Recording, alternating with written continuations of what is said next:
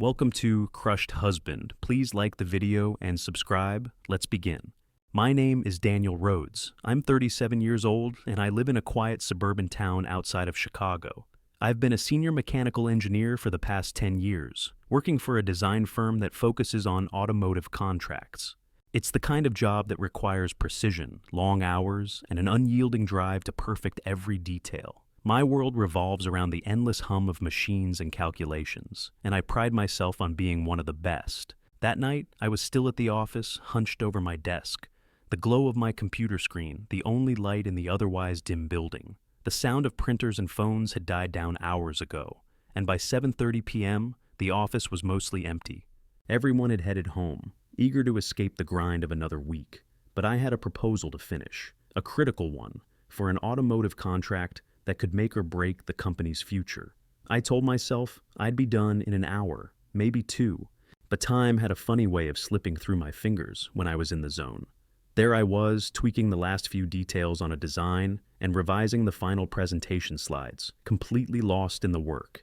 By the time I hit send on the final email to the client, exhaustion hit me all at once. My shoulders were tight, my neck sore, and I could feel the weight of the day press down on me.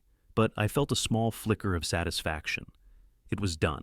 I shut my computer down with a soft click and stood up, stretching my back with a groan. The empty office was eerily quiet now, save for the soft hum of the air conditioning. It always felt strange, being the last one there. But as I grabbed my jacket and started heading for the door, my mind was already turning to something much more appealing than work. Marissa. I couldn't wait to get home to her. We had been married for 8 steady years, and though life had its ups and downs, I always looked forward to the moments I spent with her. She was the calm in my storm, the soft voice after a long day. And I needed that tonight more than ever. The drive home felt like a retreat, each mile pulling me further away from the chaos of the office. The lights of the city slowly faded as I made my way through the suburban streets, the neighborhoods growing quieter, more peaceful. I could almost taste the calm that awaited me. When I pulled into the driveway, I noticed the porch light was on. That meant Marissa was home, probably curled up on the couch with a good book or watching something on TV. A small smile tugged at my lips. I stepped out of the car, the cool evening air brushing against my face. The sound of crickets and distant streetlights made everything feel peaceful. Just what I needed. I walked up to the front door, my shoes softly crunching on the gravel, and turned the knob. "Marissa?" I called out as I stepped inside.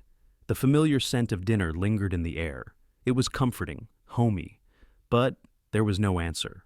I assumed she was in the bathroom, or maybe the kitchen, so I made my way down the hallway, still calling her name. When I stepped into the bathroom, something caught my eye.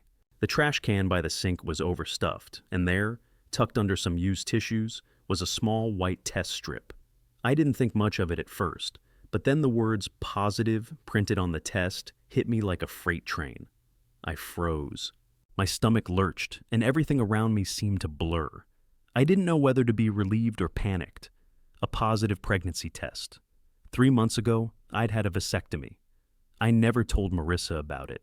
We had talked about not having kids, decided we were happy with our life, just the two of us. But now, I stood there, staring at the test, feeling a flood of confusion and disbelief. How could this happen? Was it a mistake? Or worse, had Marissa been seeing someone else? Suddenly, everything, the late-night pottery classes, the secrecy around her phone, felt like puzzle pieces snapping into place. A cold chill washed over me. I needed answers. I had to talk to her. But the fear creeping in made me hesitate, my mind spinning with a million possibilities. My heart was beating fast. Whatever I thought this night would be, home, relaxation, peace, wasn't going to happen now. I couldn't shake the feeling that something was horribly wrong. My fingers trembled as I placed the test back under the tissues, my heart still pounding in my chest. I turned on my heel and rushed out of the bathroom, back into the hallway, trying to steady myself. "Marissa?" I called again, this time with more urgency, my voice thick with the unease clawing at me. Still no answer, my mind was racing. I moved through the house, my footsteps heavy, my thoughts in a swirl of confusion and disbelief. She was here. I could feel it. I glanced toward the living room, expecting to find her sitting on the couch, reading a book or scrolling through her phone. But the room was empty. The TV was off, and her purse was nowhere in sight. The kitchen came next. Empty.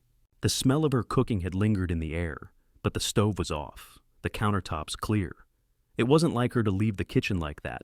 She must have been in a hurry. My breath quickened as I made my way to our bedroom, my mind playing out the worst-case scenarios. Was she really seeing someone else?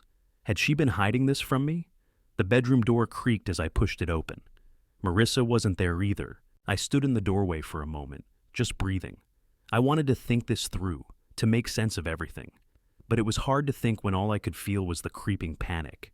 Then, I noticed her phone on the nightstand. The screen lit up with a new message. I froze. I knew I shouldn't, but I couldn't help myself.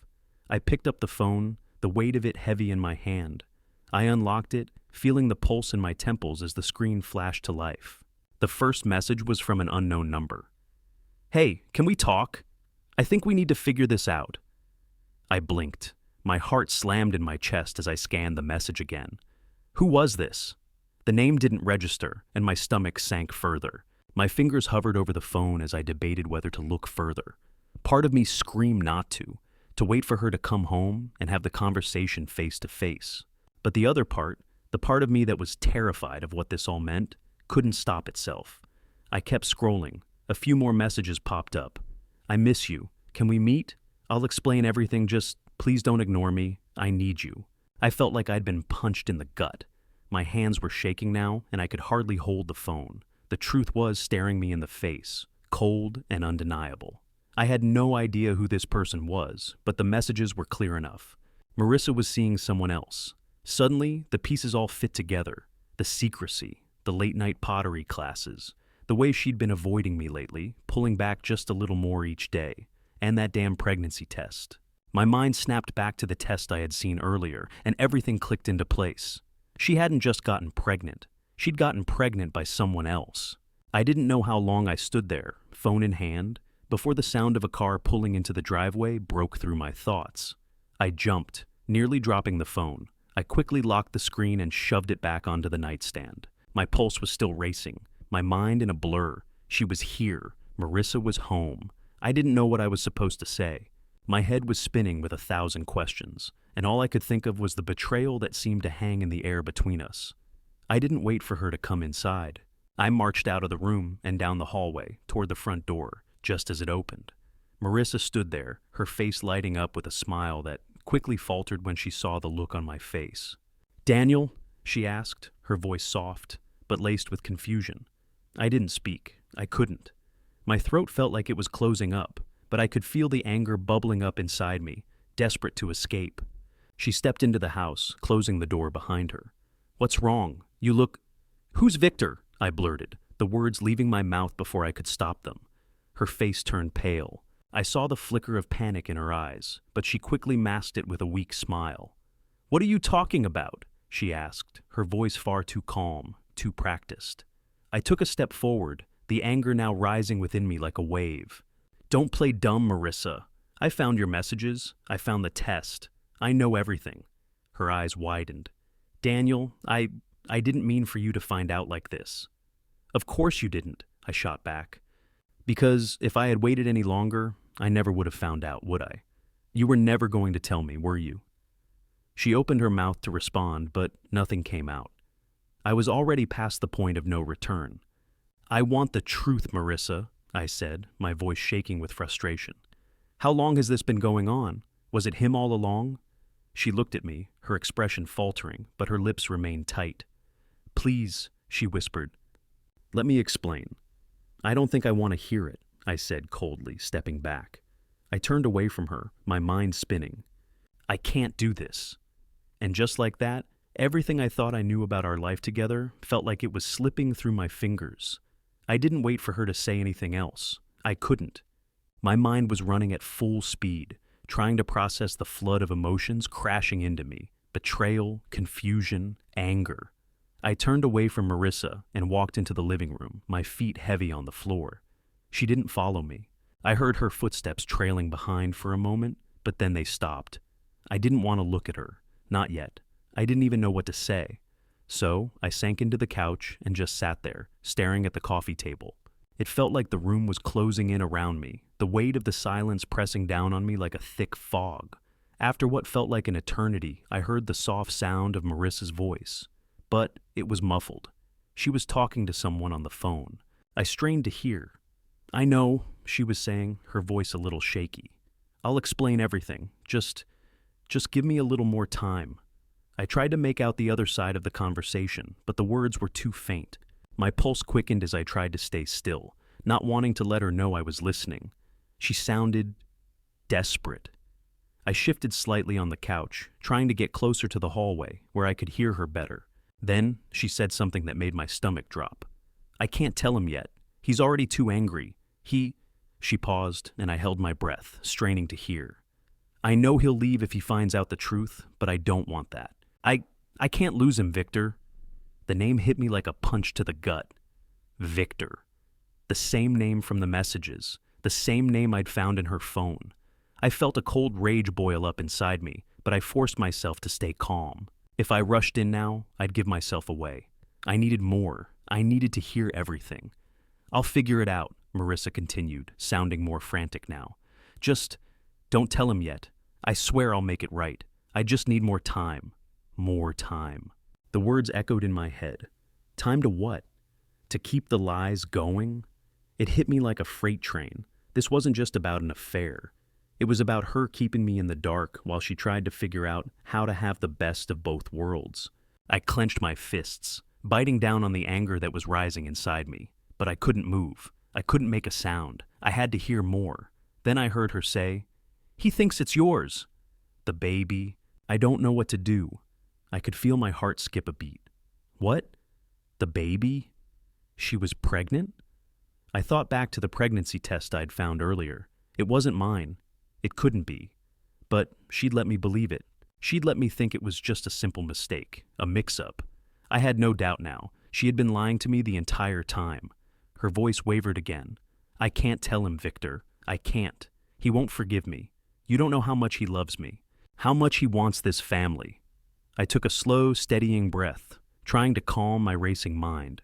My chest felt tight, like there wasn't enough air in the room. I had to leave. I had to get out of there before I lost control. But just as I stood up, I heard the door open again. "Daniel," Marissa called, her voice distant, like she didn't know where I had gone. I froze. My heart was hammering in my chest, and every part of me screamed to confront her right now, to scream at her for the betrayal, for the lies. But I didn't. Not yet. Instead, I turned around, my face as calm as I could make it, trying to hide the storm raging inside me. "I'm going out for a walk," I said, my voice tight. I couldn't stay there any longer. "I need to clear my head." Marissa looked at me, her face soft with concern. But there was something in her eyes, a guilt I hadn't noticed before. It made me feel sick. "Daniel," she began, but I cut her off.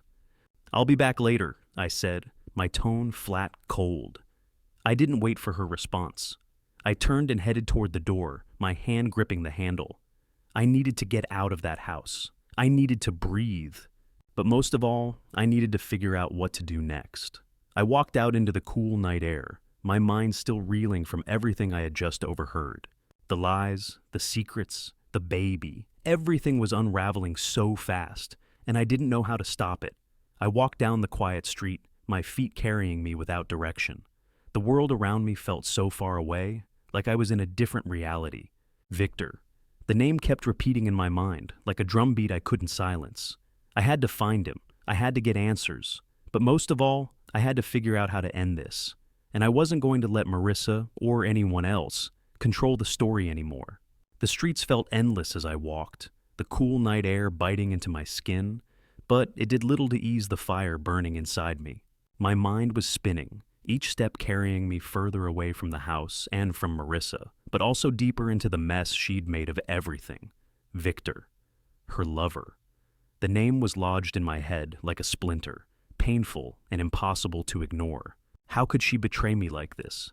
I thought we had everything, the perfect life, the steady marriage, 8 years of partnership, of trust, and this is what it had all come down to.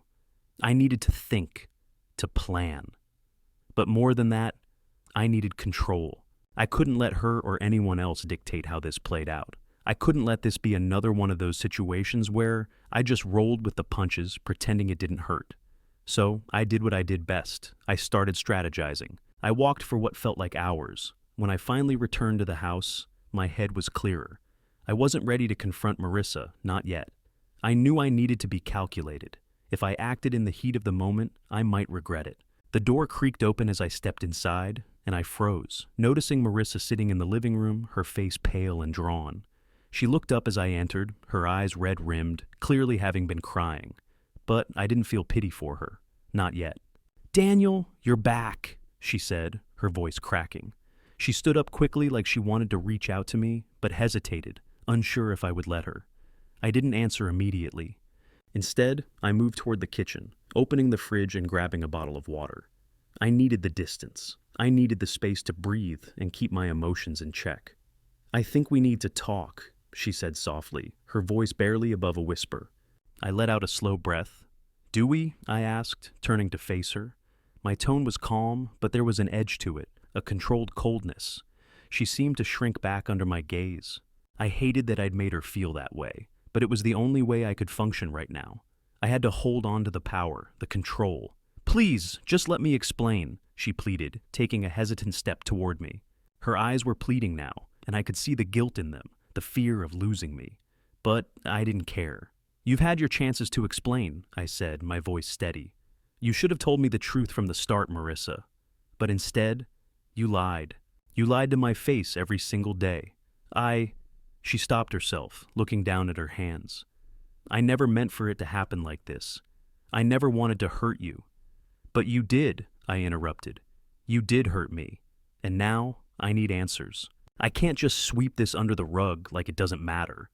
Her gaze lifted, and for a brief moment, there was a flicker of the woman I thought I knew.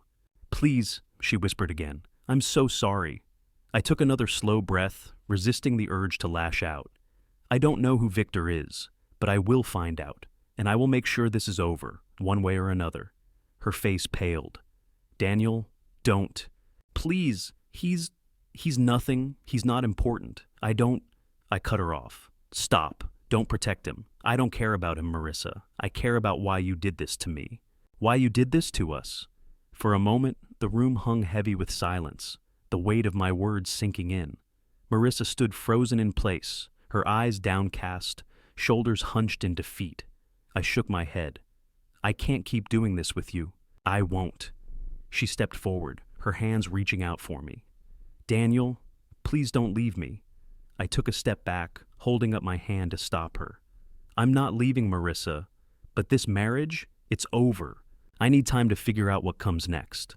Her face crumpled with a mix of relief and devastation, but she didn't argue. "I'm going to pack a bag," I said, my voice quiet. "I'll be back for the rest of my things later." I don't want this to end," she whispered, the desperation in her voice cutting through the tension. "You don't get to decide that anymore," I said firmly. "I do." I turned on my heel and headed for the stairs, not looking back. It felt like the finality of it all was hitting me in waves. This was real now. There was no going back. As I gathered some of my things, the weight of the situation pressed on me again. But it was different this time. This wasn't just about betrayal, it was about control. I wasn't going to let her or Victor or anyone else dictate what came next. This was my life, and for the first time in a long time, I was taking it back. When I came back downstairs, Marissa was sitting on the couch, her face hidden in her hands. She didn't look up as I walked by. "I'll be in touch," I said coldly, my tone final. I walked out the front door without another word. The streetlights outside flickered as I stepped into the night, the weight of my decision settling deep in my chest. But the path ahead was clear. I didn't know what was next, but I knew I had to make sure the rest of this story was written on my terms. The next morning, the world felt like it was moving too fast. The heavy reality of the night before weighed down on me like a stone in my chest. I had barely slept, my mind churning with thoughts of Marissa, the baby, and the looming specter of Victor. I didn't want to deal with any of it, but I had no choice. I had to. I stood in the kitchen, staring at the coffee maker as the hot liquid dripped into my mug, my hands slightly trembling. I hadn't even bothered to check my phone yet, but I could already feel the texts and calls piling up. The thought of hearing from Marissa again sent a cold shiver down my spine. My phone buzzed. It was from her. Marissa. Please pick up. We need to talk. I stared at the message, my finger hovering over the screen. I wanted to ignore it, but I couldn't. The need for answers, the gnawing questions in my mind, made it impossible to push her away completely. I tapped the screen and put the phone to my ear. Daniel, I don't know where to start, Marissa's voice came through, strained and thick with emotion. I know you're angry, but please, just listen to me. I didn't respond right away. She had already said everything she needed to say last night. I had heard enough, but I knew I couldn't keep ignoring her. Not yet. Marissa, I don't think there's anything left to say, I said, my voice low, tired. I found the test. I found the messages. You lied to me? You've been lying to me for months. I never meant to hurt you, she said, her voice breaking. I didn't plan for any of this to happen, but it did, and No, I interrupted, my anger bubbling up again. You didn't plan for it, but you went along with it. You kept everything a secret, and I kept thinking everything was fine, that we were fine. I wasn't thinking straight, she whispered. I didn't know what to do. I thought if I just kept it all from you, it would blow over. But I was wrong. I should have told you the truth. The silent stretch between us, I didn't know how to respond. I didn't know if I even wanted to hear any more of her excuses. The truth was, I had no idea what to feel anymore. I'm not going to make this easy for you, I said finally, my words firm. You've crossed a line, Marissa, and I'm not sure how to come back from this. Her voice dropped to a whisper. What do you mean? Are you saying you're leaving me? I stood there, the weight of the question hanging in the air, suffocating. My heart ached, but my mind was made up. I don't know yet, I said, my voice distant. I need time. Time to think, to figure out what I'm supposed to do with all of this. But I can't keep living in the dark, pretending everything is fine when it's not. Please, Daniel, she said, almost pleading now. I love you. I want to fix this. I closed my eyes, trying to steady my breath. I don't think we can fix this, Marissa. Not right now. Maybe not ever. I didn't wait for her to respond. I ended the call, the quiet buzz of the phone in my hand, a stark reminder that everything was changing. The coldness of the conversation lingered in the air like a bad taste. I stared at the phone for a few moments longer, the silence of the house pressing down on me. But it wasn't enough. I needed to get out. I grabbed my keys and headed for the door. As I drove aimlessly through the streets, I could feel the weight of my decisions starting to settle in.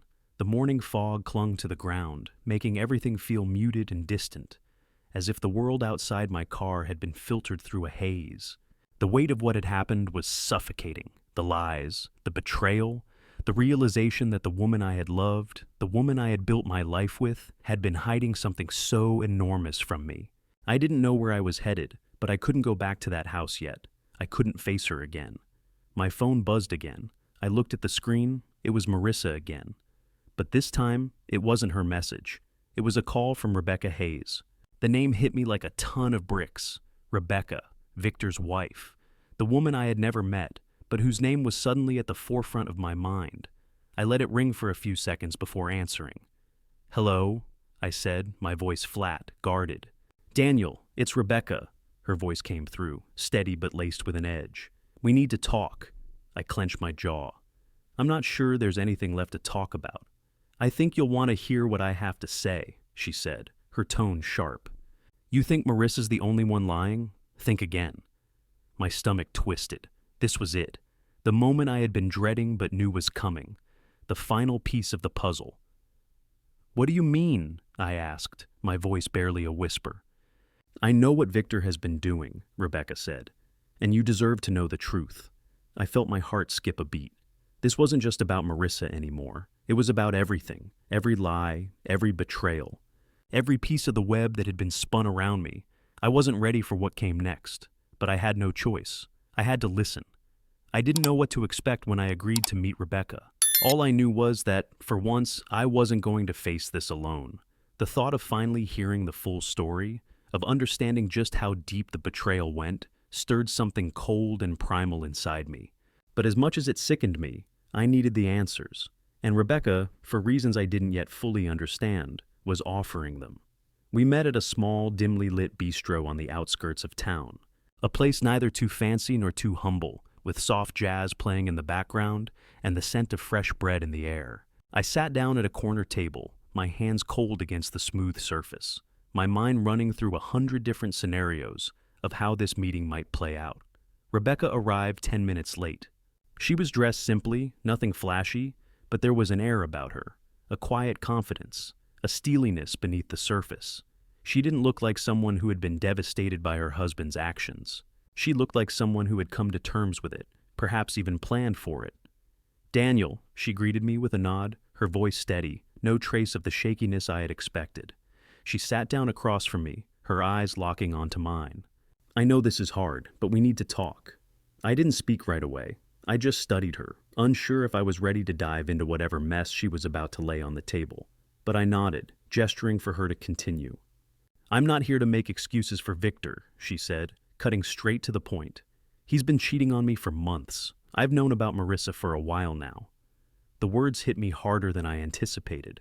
I had suspected, of course, but hearing it from someone else, someone who had lived with the betrayal, it felt like the ground beneath me was starting to crumble. I took a deep breath, trying to steady myself. "I don't know how much Marissa has told you, but I've been watching this all unfold from the sidelines," Rebecca continued, her fingers tapping gently against the glass of water in front of her. "Victor has been stringing both of you along, using me, using her, but he's not the only one at fault here." Her words lingered in the air. I didn't know what to say. This was more than I had bargained for. I had thought Marissa was the one I needed to confront, but hearing Rebecca speak, hearing the anger in her voice, it made me realize that I wasn't the only one who had been kept in the dark. "I need to know everything," I finally said, my voice tight. "I need to know what happened. How long has this been going on? How much did you know?" Rebecca paused, her eyes flicking away for a moment, as if she was gathering the courage to go on. When she looked back at me, there was something hard in her gaze. "Victor told me he was leaving you," she said, her voice low. "When he started seeing Marissa, he was convinced he'd found someone better, someone who didn't question his choices, who didn't hold him accountable." I felt the air in my chest tighten. It was exactly what I feared. Victor had been planning his escape, and I had been nothing more than a placeholder, a buffer. "I don't understand," I said, struggling to make sense of it all. "Why Marissa? Why was she part of this?" Rebecca leaned back in her chair, her expression hardening. "Marissa was looking for something she didn't have with you. She wanted someone who could give her the excitement, the freedom she felt was missing from her life. Victor saw her as a way to escape the reality of his marriage, and she saw him as a way to feel alive again." I swallowed hard, the weight of her words sinking in like stones in my stomach. Marissa had cheated on me for the thrill of it, for the excitement. I thought I knew her better than that. "You're telling me," I said slowly, "that she knew all along what she was doing? That she wasn't just confused, that she wasn't just a victim in this?" Rebecca's eyes softened for a moment, but only for a split second. "She wasn't innocent in all of this, Daniel. She had choices. She knew what she was doing. But like me, she convinced herself it would be fine. She justified it by saying it was just a fling, just something temporary. But here we are." The bitterness in her voice hit a little too close to home. I felt the heat rise in my chest, but I held it back. The last thing I needed right now was to lose control. I wasn't ready to forgive Marissa, not by a long shot. But hearing Rebecca speak made me realize just how much of a game this had all been. To Victor, to Marissa, this wasn't about love. It was about using people to fill some kind of void. I clenched my fists under the table, the anger building again. But there was something else there too, a feeling of clarity, a decision that had been made for me. "I'm done with her," I said, my voice quieter now. "I'm done with the lies, done with the games, but I'm not just walking away empty-handed." Rebecca's eyes narrowed slightly. "What do you mean?" "I'm going to make sure Victor pays for what he's done," I said, the fire in my voice growing stronger. "I'm going to make sure he loses everything. I'm going to expose him. And I'll make sure Marissa can't just sweep this under the rug either." Rebecca leaned forward slightly, her gaze calculating. "You want to take them both down, don't you?" "I want justice," I said firmly. "I want to make sure they understand that they can't just mess with people's lives and walk away without consequences." Rebecca studied me for a moment, then nodded. "I'm with you. I don't know what I'm going to do with Victor yet, but I can help you get what you want. You're not alone in this. For the first time in what felt like forever, I felt a strange sense of relief. Rebecca wasn't just offering me the truth. She was offering me a partnership, a chance to take control of this situation, to rewrite the narrative, even if I had to burn everything to the ground to do it. I need you to help me expose Victor's financial dealings, I said, leaning in closer, my voice low but intense. I know there's more to his story, and I know how to make sure it all comes out. Rebecca gave me a small, calculating smile. I've got dirt on Victor that even he doesn't know I have. Let's make sure they both regret everything they've done. And just like that, a plan began to form between us, a dangerous one.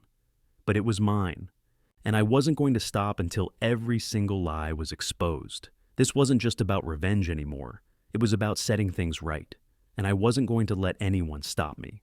The days that followed felt like a blur of cold determination. My mind was focused on one thing, dismantling everything that Marissa and Victor had built on lies. It wasn't just about punishing them anymore. It was about ensuring they would never be able to walk away without facing the consequences of their actions. Rebecca and I had formed an unspoken alliance, one rooted in shared betrayal. She had begun gathering everything she knew about Victor's financial dealings, and I was already working on getting my legal team involved, lining up all the evidence I needed to take them both down. But even with all the preparation, the first real wave of fallout came when Marissa's world started to crumble. The phone call I had been half expecting arrived 2 days after Rebecca and I met. It was from Marissa's boss at the craft studio, her voice tight with worry. "Daniel," she said, sounding a little breathless, "I need to let you know that we had to terminate Marissa's contract today." I was standing in my living room, staring out the window, my hands gripping my phone so hard my knuckles were white. "What? Why?" "It's the scandal," she explained. "We've been getting calls. I'm not sure if it's from friends or if it's something else, but people are starting to talk. I'm afraid it's not good for her or for the studio's reputation. We've had to let her go." I didn't know whether to feel relief or guilt, but one thing was for sure. This was just the beginning. "Thank you for letting me know," I said, my voice steady but cold. "I appreciate it." I hung up without another word, my mind still racing. Marissa's life was beginning to fall apart, and though a part of me felt a twisted sense of satisfaction, I couldn't ignore the hollowness that had settled inside me. She had brought this upon herself. By the time the divorce papers arrived at her doorstep a few days later, Marissa was already reeling. The official suit was filed for infidelity and financial misconduct, citing everything from her affair with Victor to the financial damage caused by her actions. I had made sure to include evidence of the messages, the pregnancy test, and the financial missteps, all neatly packaged and ready to be used in court. I watched from a distance as her world continued to crumble. The pity and judgment from her friends, the phone calls that went unanswered, the way she seemed to shrink more and more with each passing day. It was almost too easy, but I kept reminding myself, this wasn't about her suffering. It was about me taking back control, and it wasn't just Marissa who was feeling the heat. Victor's life had started to unravel as well. The investigation I'd set in motion into his business dealings had begun to show cracks. One of his former business partners, a man I'd hired a private investigator to track down, had come forward with information about Victor's shady financial maneuvers, illegal investments, misappropriated funds, fraud, the kinds of things that could bring even the most successful business down. Rebecca was instrumental in getting that information. As we worked together, I felt the satisfaction of watching the walls close in on them, piece by piece. I hadn't even gotten started with the legal battles yet, but already they were crumbling. A few days later, I walked into my office, ready to tackle the next step. But before I could sit down, my phone rang. It was a number I didn't recognize, and I hesitated only for a moment before answering. "Hello?" "Daniel, it's Rebecca," she said, her voice tinged with urgency. "I need you to hear this." "What's going on?" "I just spoke to one of Victor's old associates, someone who knows about everything he's been doing under the table, and it's worse than I thought." I swallowed, a sudden wave of adrenaline surging through me. "What do you mean?" "There are more financial crimes," she continued, her voice sharp. "Larger amounts of money he's been funneling through fake companies. Real estate deals that were never completed. This guy has a whole list of transactions, Daniel. And if we play our cards right, we can bring him down not just for the affair, but for the fraud too. I gripped the phone tightly, my heart pounding. This was it, the final nail in the coffin. "Send me everything you have," I said, my voice cold with determination. "I'm going to make sure Victor and Marissa never walk away from this." It didn't take long before the consequences of my actions began to hit them both in full force. Marissa was left isolated and humiliated, her career in shambles, her finances in disarray. The people who had once supported her were now looking at her with pity, and she knew it. She could feel it. Rebecca had told me that she had tried to reach out to Victor, but he was already distancing himself from her too. The phone calls, the messages, everything she had once been so desperate to control. Victor had cut ties with her as easily as he had cut ties with me. I couldn't help but feel a strange sense of vindication. After everything they had put me through, after all the lies and manipulation, they were finally paying for it. Later that afternoon, I was sitting in my office when the doorbell rang. It was unexpected, and I found myself standing up before I had a chance to think about it. When I opened the door, I saw a courier standing there, holding an envelope in his hands.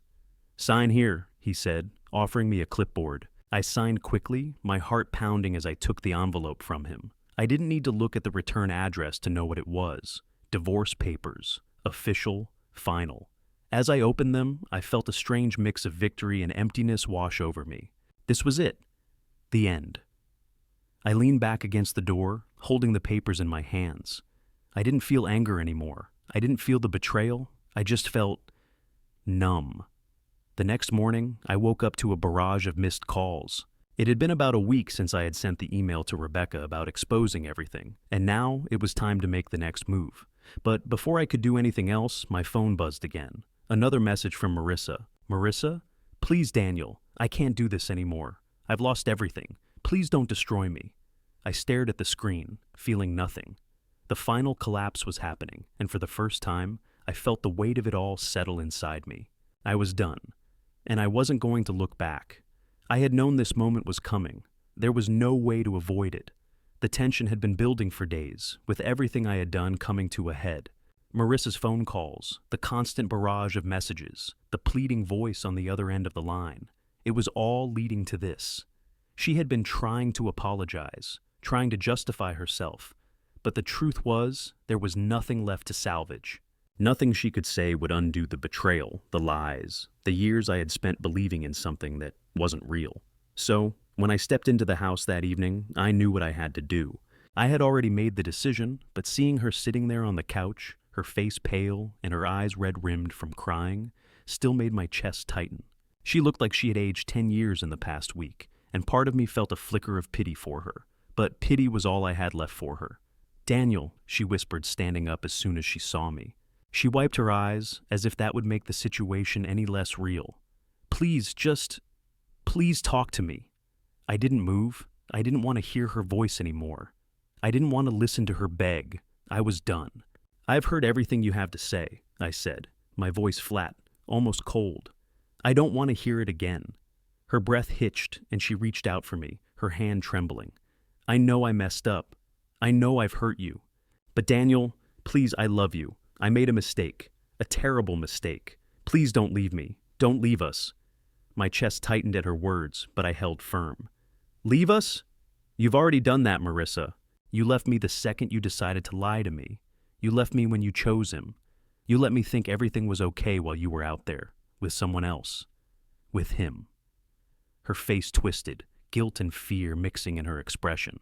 "I didn't mean to hurt you, I swear. I thought I could handle it, that it would be just a mistake, something that wouldn't matter. But it did matter, Daniel. And I don't know how to fix it." I shook my head, the anger I had been holding back finally breaking free. "You don't get to fix this, Marissa. It's too late for that. You think I don't know that everything you told me was a lie? The late-night classes? The secrecy? You never told me the truth. You kept things from me because you thought you could get away with it. And you did for a while." She stepped closer, her hands trembling. "I'm sorry, Daniel. I was scared.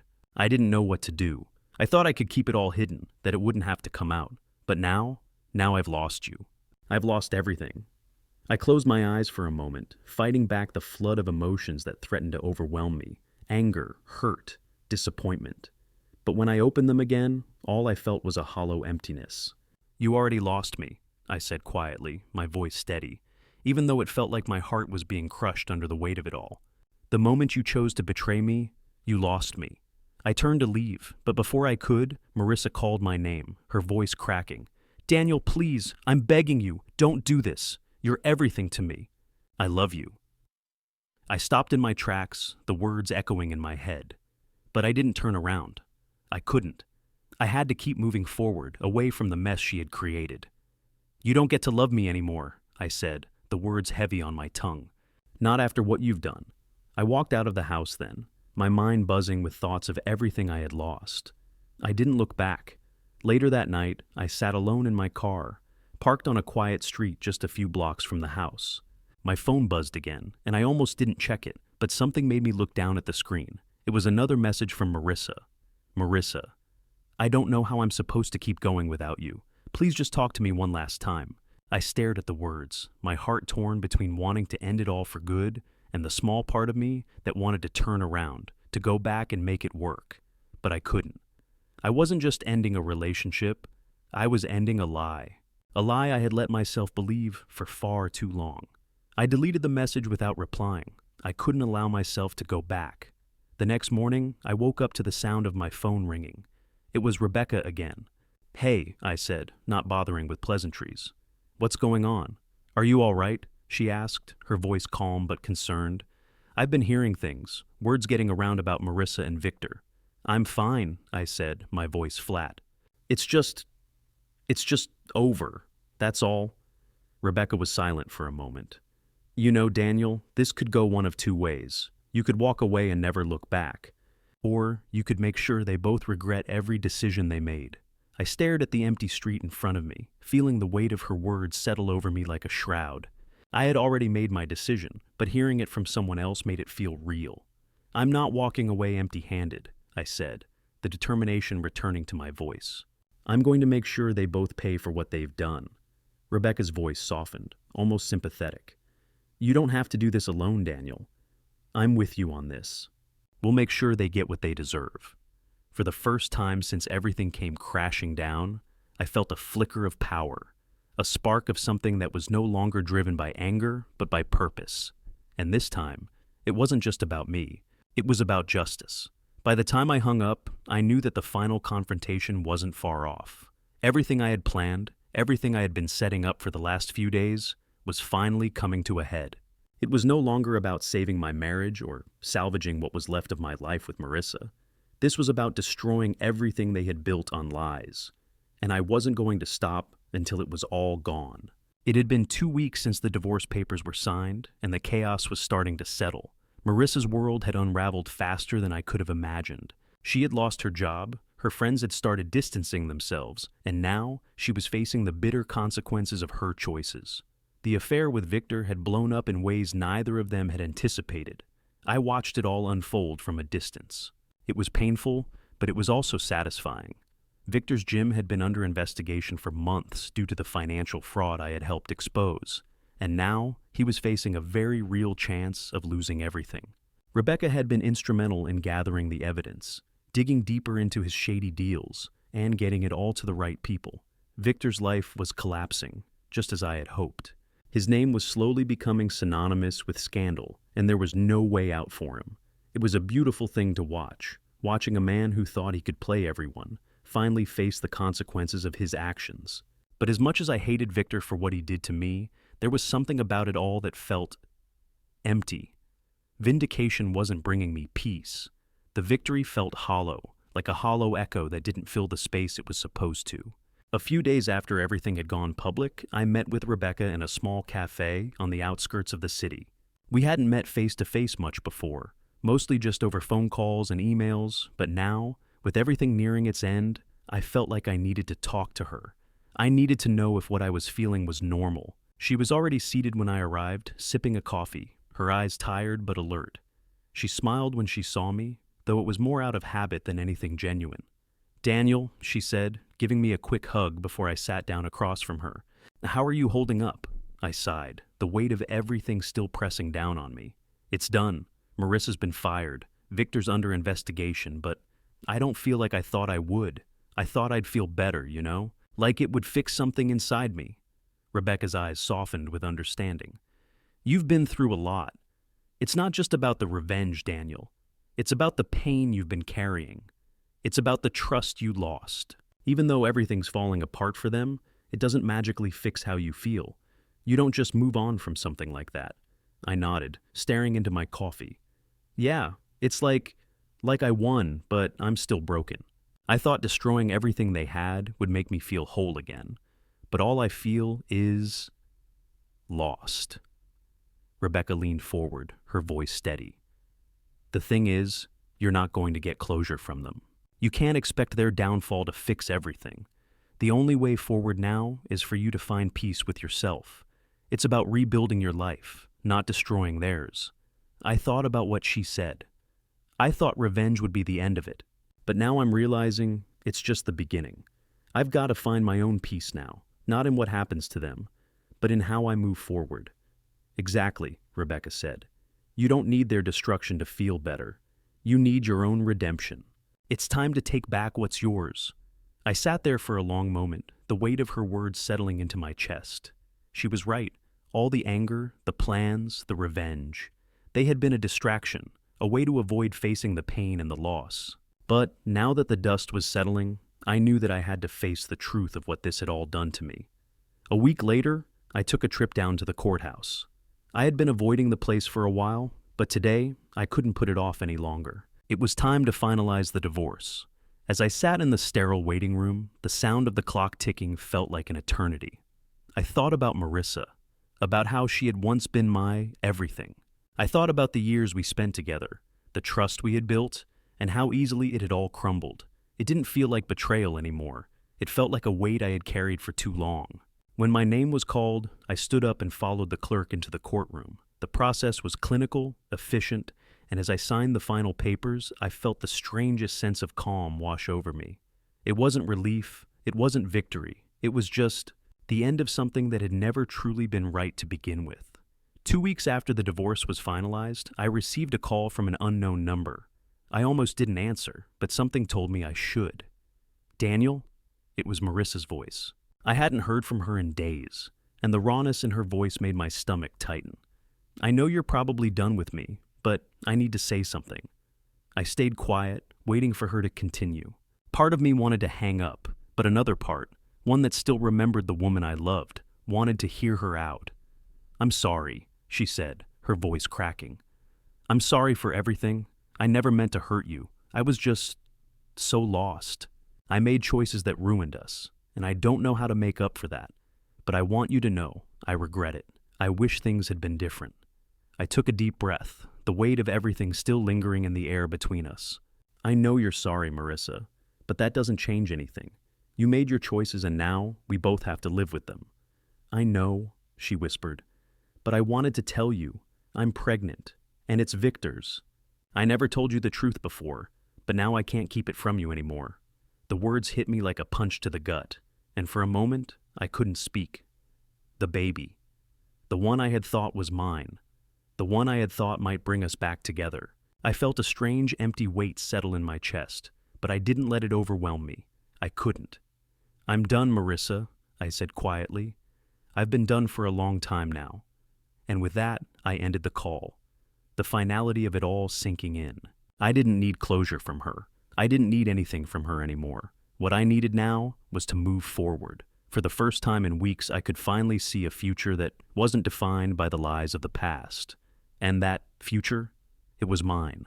Months had passed since everything came crashing down. The divorce, the destruction of Marissa and Victor's lives, and the long, painful road of finding peace within myself.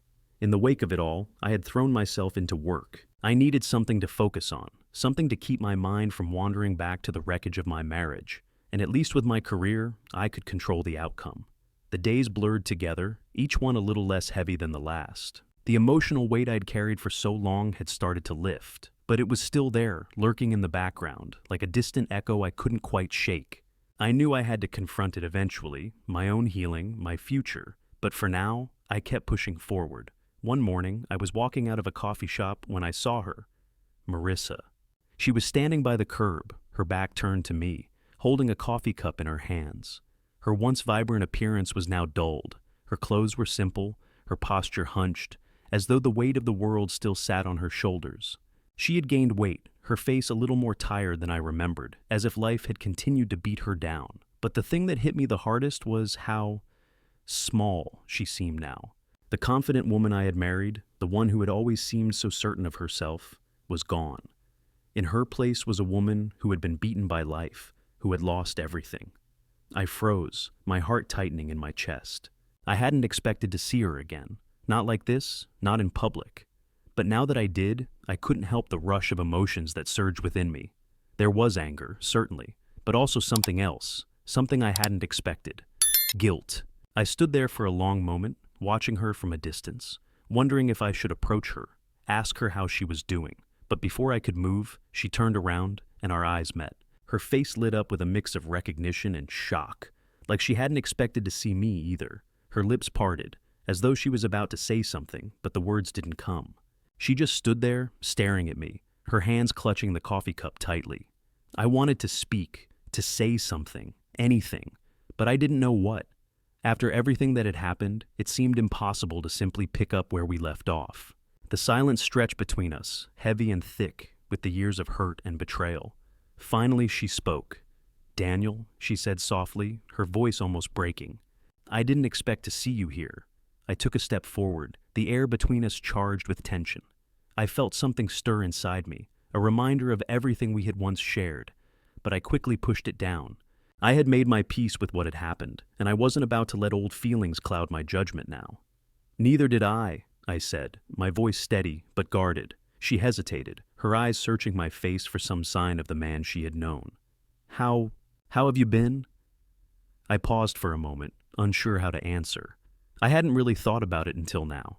Sure, I'd been going through the motions, focusing on work, on keeping busy, but when I really thought about it, I was okay. I was starting to be okay.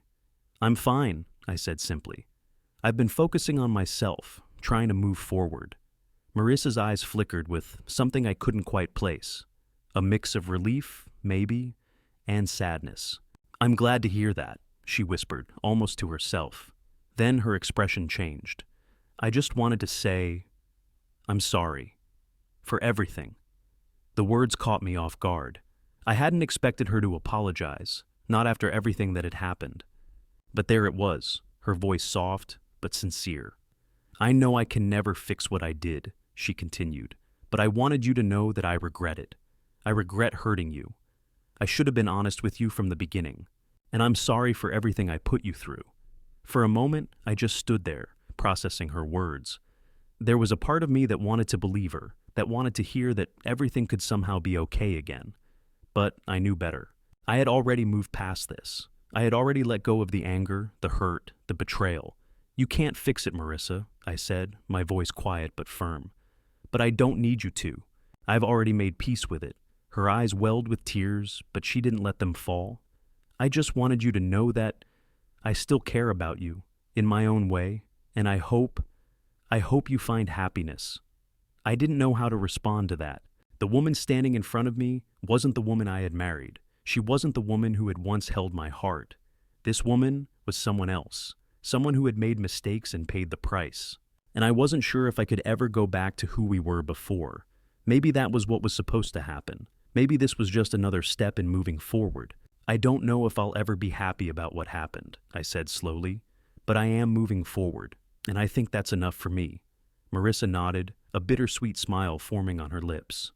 "I'm glad you're doing okay, Daniel." "Really?"